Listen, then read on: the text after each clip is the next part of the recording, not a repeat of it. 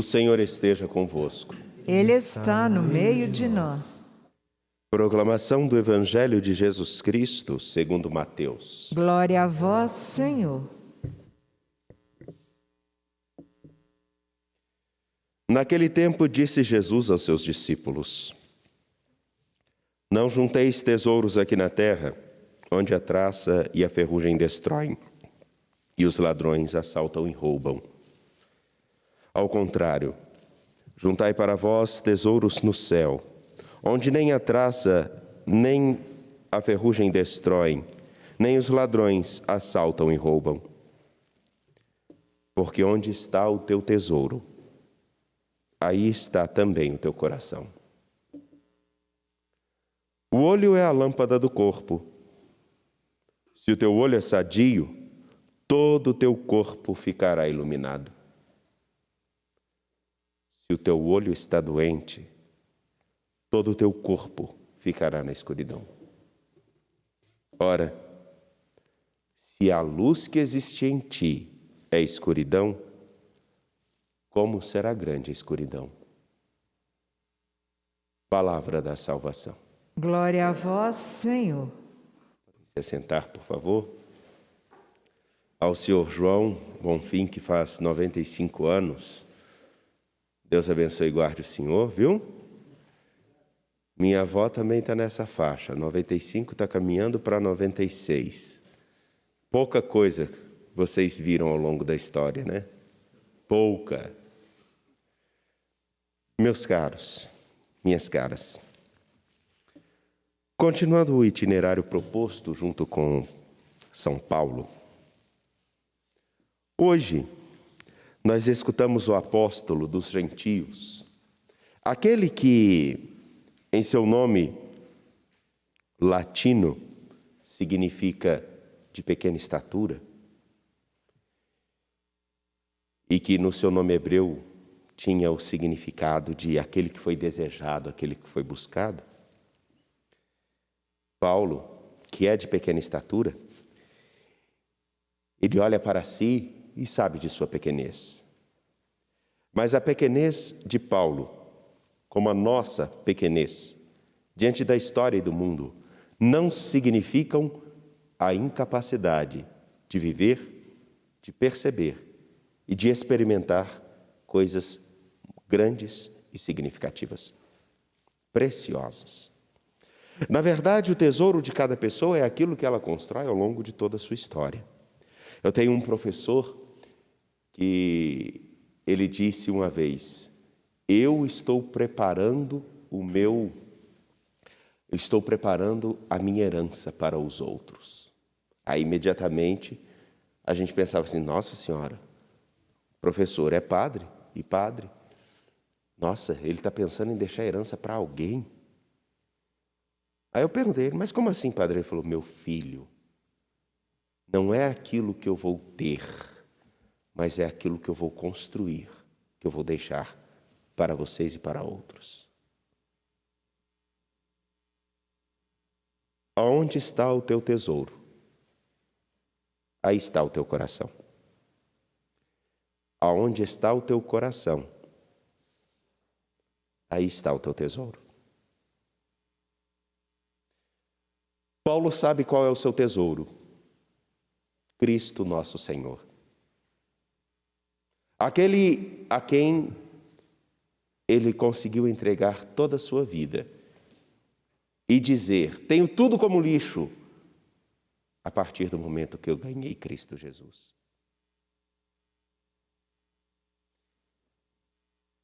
Ele assim tem o seu tesouro, o Senhor. E esse tesouro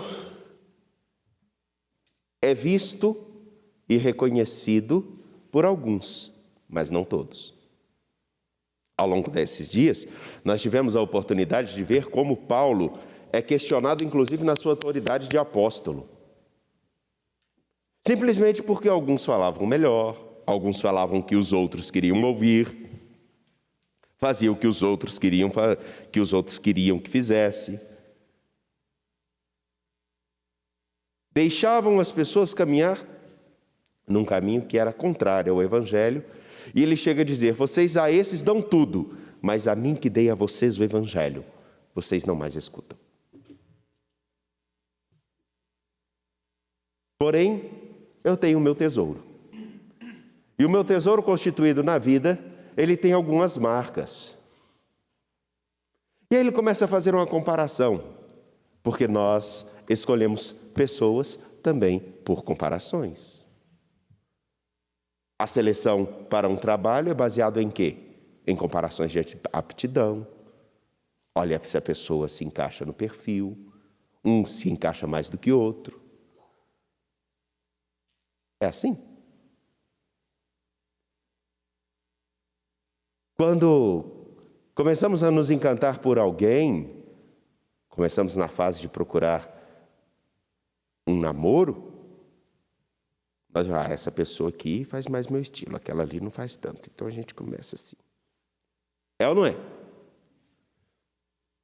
A princípio tem algumas coisas que nos chamam mais atenção, depois a gente vê que elas podem ser plena ilusão. Pode aparecer uma bela viola, né? Mas por dentro não sai nenhum som que preste. E ele apresenta assim: uai, teve um celular que...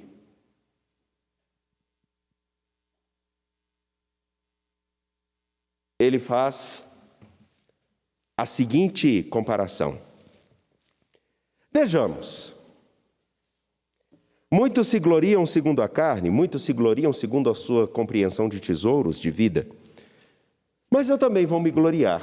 Aqueles que vocês estão dando tanta atenção, que chamaram tanto a atenção de vocês, eles são hebreus, eu também sou. São israelitas, eu também sou. Então, por aí nós estamos iguais. São da descendência de Abraão, eu também sou. São israelitas, eu também sou. Servos de Cristo. Como insensato, mas com justiça, eu digo, eu muito mais. Porque vejam, aí ele começa a falar do que ele viveu. Talvez o senhor queira fazer uma experiência só desse pequeno itinerário, do que ele experimentou por causa do Evangelho.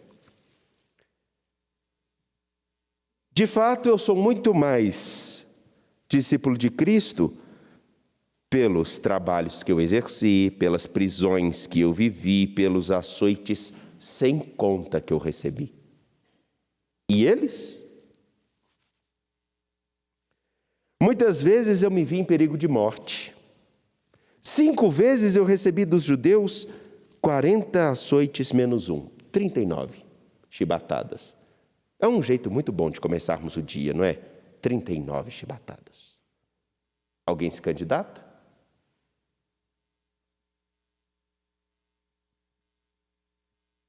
Três vezes fui batido com varas.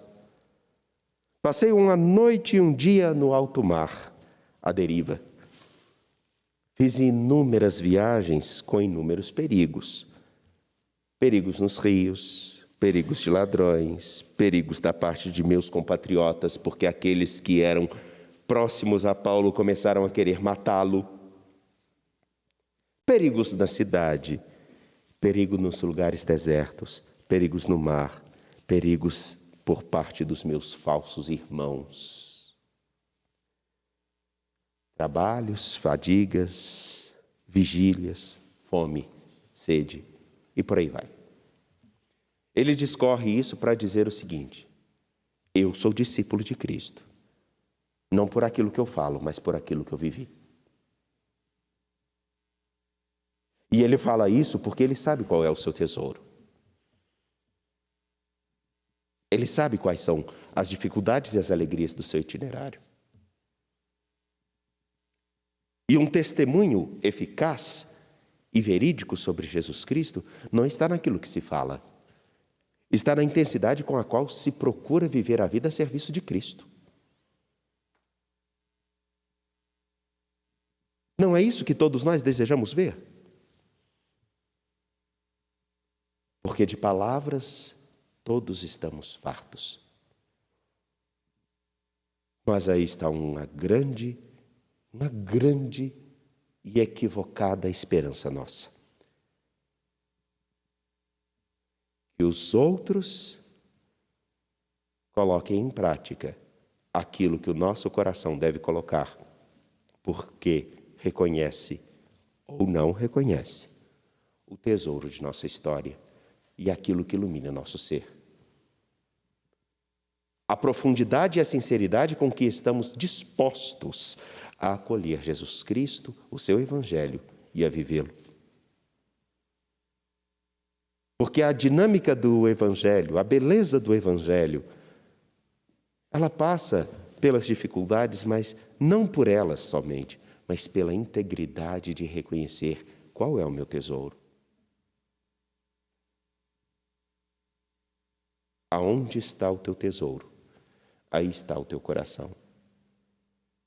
Os olhos são a lâmpada da alma.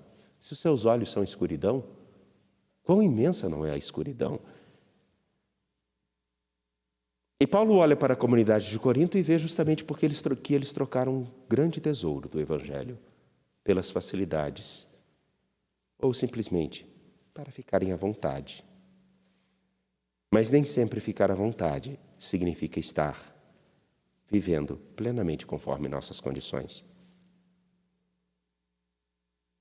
Eu me lembro uma vez na qual um orientador espiritual me disse uma coisa que eu não queria ouvir. E nós não queremos ouvir determinadas coisas. Você gosta de ouvir o que não te agrada, Lia?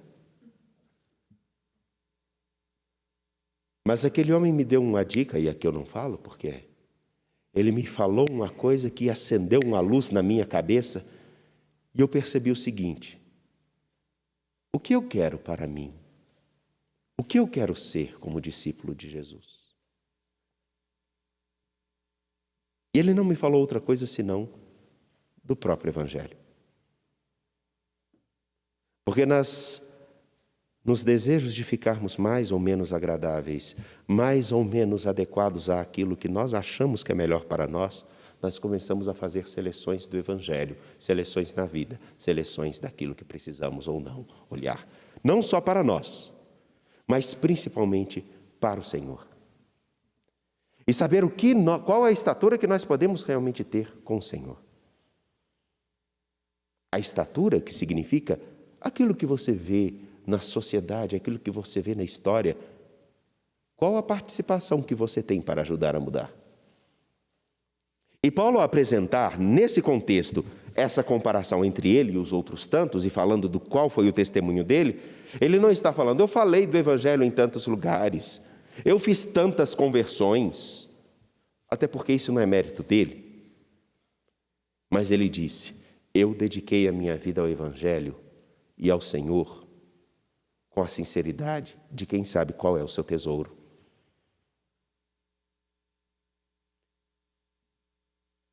E nós?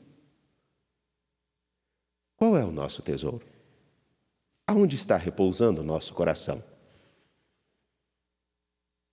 Dia a dia.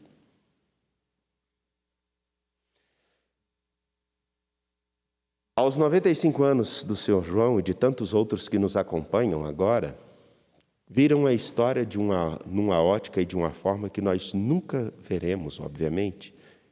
Até porque, aos 12 anos, o Sr. João devia ter muito o rádio como companhia. A TV não, né, Sr. João? Tinha muita TV naquele tempo? Ah, não.